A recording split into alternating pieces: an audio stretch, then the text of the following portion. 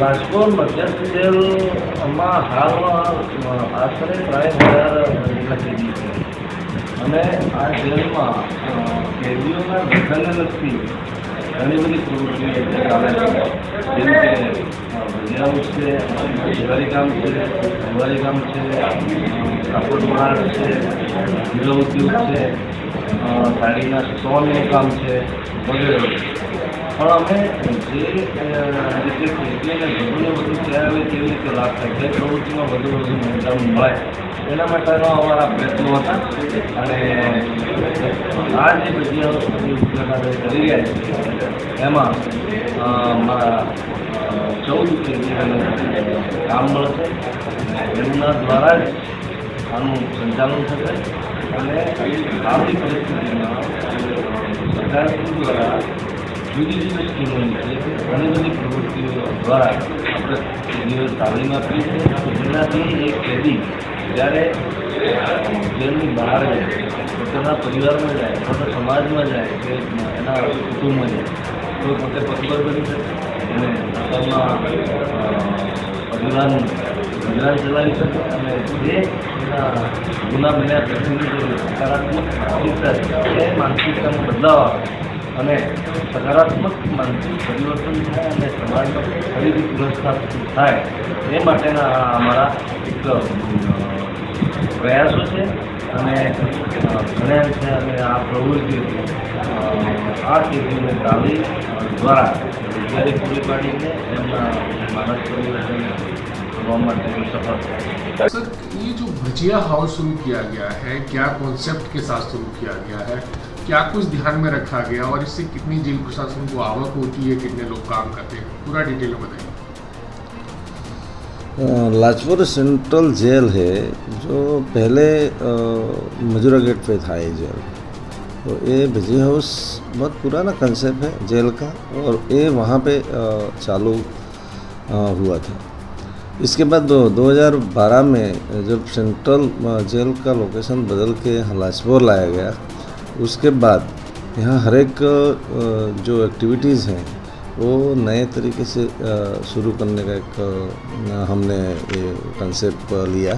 इसके बाद काफ़ी प्रवृत्तियां हैं जो कैदियों को इकोनॉमिकली हेल्प करती हैं. ऐसी प्रवृत्तियां होती है जैसे मान लो यहाँ डायमंड का काम भी कैदी करते हैं, साड़ी का काम भी कैदी करते हैं, बेकरी का काम भी कैदी करते हैं.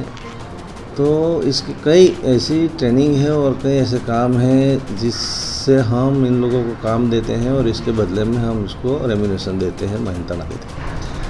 इससे कैदी को सबसे पहले तो जो ट्रेंड कैदी है उसको हम 100 रुपया देते हैं दिन का. जो अनट्रेंड है उसको हम 70 रुपीज़ देते हैं. तो गवर्नमेंट का और जेल प्रशासन का यही कंसेप्ट रहा है कि मैक्सिमम कैदी काम करें, तालीम लें, सीखें और इकोनॉमी के लिए थोड़ा सा साउंड बने ताकि जेल में बंदीवान होकर भी अपने परिवार को मददरूप हो सकते हैं. सेकंड थिंग, अभी जो हमारा जो नया भजिया हाउस का जो कंसेप्ट है वो हमने यहाँ इसलिए डेवलप किया है कि लाजपुर जो सेंट्रल जेल है वो नवसारी सचिन रोड पे है और ये न्यू डेवलपमेंट एरिया है. तो इसके हिसाब से अभी यहाँ काफ़ी होटल्स और काफ़ी ओपन फार्मिंग वगैरह वगैरह का एक कंसेप्ट इस साइड में रहा है. तो सूरत की प्रजा वैसे भी सूरत के लोग वैसे भी बहुत खाने पीने में टेस्टी होते हैं, इंटरेस्टेड होते हैं. काफ़ी दूर दूर तक ये लोग खाने पीने के लिए जाते हैं. तो हमने इसीलिए ये सोच के कि भाई एक बढ़िया सा जेल की तरह नहीं लगने वाला भजिया हाउस एंड स्नैक सेंटर्स या तो वहीं जो बनने वाली चीज़ें हैं जो नाश्ते के रूप में उपलब्ध हैं वो हम बनाएं और लोगों को उनका टेस्ट मिले. तो यहाँ हमारे मध्य जेल के गेट पे हमने ये कोशिश किया और गुजरात गवर्नमेंट ने हमें इसके लिए नया ग्रांट भी दिया और जेल प्रशासन और हमारे डीजी सब ने बहुत इंटरेस्ट जताया और काफ़ी मेहनत के बाद हमने भजिया हाउस यहाँ अमल में रखा है। बट इसमें कंसेप्ट की बात आप कर रहे हो तो कंसेप्ट हमने एकदम अलग टाइप का कंसेप्ट रखा है, जिसमें सिटिंग अरेंजमेंट और जो और व्यवस्थाएं हैं वो हम एक ओपन फार्म हाउसिंग की तरह रखा है। एकदम रूरल एरिया में जो फार्म हाउस में जो बैठने का और एंजॉय करने का जो कंसेप्ट होता है, वो बांस की लकड़ियों में से बैठक व्यवस्था और उसकी जो आजू बाजू का जो एरिया है उसका पूरा ध्यान रखते हुए हमने एक गामठी टाइप का कंसेप्ट यहाँ रखा है, ताकि लोगों को सिटी में से बाहर आए तो एक अच्छा सा माहौल उनको मिल सके। तो और हमें इस कार्य की वजह से मैक्सिमम फ़ायदा कैदियों को हो और कैदी को पूरा रेम्युनेशन मिले। और इसमें ये जो भजिया हाउस है उसमें हमारा कम से कम 14 से 15 जो कैदी हैं वो काम करेंगे और उनको रोज़गारी प्राप्त होगी। इसके अलावा हम इसमें हमारे जो बेकरी के जो प्रोडक्ट हैं जो अंदर कैदी बनाते हैं वो हमारे पास अभी 15 से 17 आइटम हम लोग बना रहे हैं। तो वो आइटम भी बाहर उपलब्ध होगा और कैंटीन का और सामान भी वहाँ उपलब्ध किया जाएगा। और इसके चलते जो लोग बाहर से आते हैं, अंदर कोई मुलाकाती आते हैं मान लो, तो काफ़ी संख्या में रोज़ मुलाकाती 200 से 400 लोग मुलाकात के लिए आते हैं। तो एरिया वाइज देखते हैं तो सचिन में इतना डेवलपमेंट नहीं है, तो उन लोगों को सुबह में 9 बजे से आ जाते हैं, शाम को 5 बजे तक मुलाकात चलती है, उनको नाश्ता नहीं मिलता है, खाना नहीं मिलता है।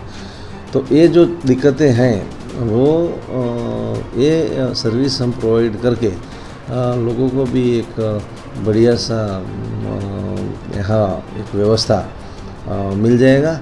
और इन व्यवस्था के हिसाब से कैदियों का भी अच्छा काम मिल जाएगा और प्रशासन को भी ऐसा लगेगा कि भाई हमने कैदी वेलफेयर के लिए कुछ न कुछ एक्टिविटी करके कैदियों को तो फ़ायदा है ही है, लेकिन उनको जो मिलने आने वाले हैं, मुलाकाती आने वाले हैं, और ये सचिन नवसारी हाईवे है तो ये धीरे धीरे जैसे डेवलप होता जाता है तो वैसे भी सूरत की प्रजा महत्तम मैक्सिमम यहाँ आए और यहाँ इस भजिया हाउस का लाभ ले, वो हमने कंसेप्ट रख के ये हमारा एक प्रयास है।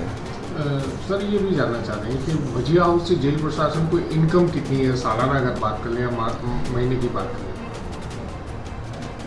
हम इसका अभी तक भजिया हाउस में ये कोरोना की जो परिस्थिति है, फिर भी हम हमारे भजिया हाउस से इस साल में अभी तक 18 लाख रुपये का इनकम जो सिर्फ भजिया हाउस से हमने किया है, और 15 से 17 लाख रुपये जो है वो हम बेकरी के उत्पादन से हमने किया है।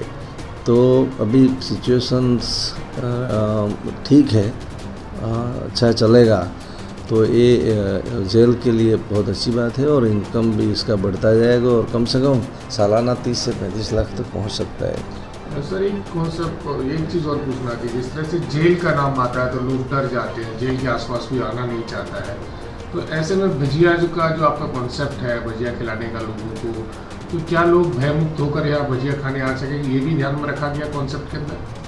हाँ बिल्कुल, ये कॉन्सेप्ट काफ़ी पुराना है और ये हम जेल भजिया हाउस एंड नाश्ता सेंटर या तो स्नैक्स वगैरह जो भी नाम देना चाहते हैं या फूड कॉर्नर, तो इसके माध्यम से और आप लोगों के माध्यम से पब्लिक को मैं यही मैसेज देना चाहते हैं कि जेल एक सिर्फ 4 दीवारी में बंद करना है किसी को, कैदी को, वो उसके लिए नहीं है। उसके लिए जेल में उनको वेलफेयर के लिए काफ़ी प्रयत्न किए जाते हैं राज्य सरकार से, डीजी साहब से, और काफ़ी एनजीओज भी इनमें इंटरेस्ट लेती हैं। तो जेल, हमारा यही मैसेज रहेगा कि भाई एक जेल प्रशासन है, वो भी आपका है, लोगों का है, लोगों के लिए है, और लोग जेल या पुलिस स्टेशन या तो ऐसी चीज़ों से दूर न जाए। और एक कॉमन एक मैसेज होना चाहिए कि भी ये भी अपना एक प्रशासन के द्वारा चलती हुई एक्टिविटी है। तो ज़्यादा से ज़्यादा लोग आए, और ऐसे जेल का जो माहौल पुराने ज़माने में रहता था, ऐसा माहौल नहीं है। उसको अभी तो हमने इसका, हमारा डिपार्टमेंट का नाम भी चेंज करके रखा है कि भी हमने पहले तो जेल डिपार्टमेंट गुजरात प्रिजन इतना ही था, लेकिन अभी तो गुजरात जेल एंड पीछे हम सुधारात्मक वहीवट गुजराती में बोलते हैं, और करेक्शनल लफ्ज़ जो है वो हमने हमारे गुजरात सरकार ने ऐड किया है। तो हम एक सुधारावादी काम करने के लिए नई एक्टिविटी कर रहे हैं।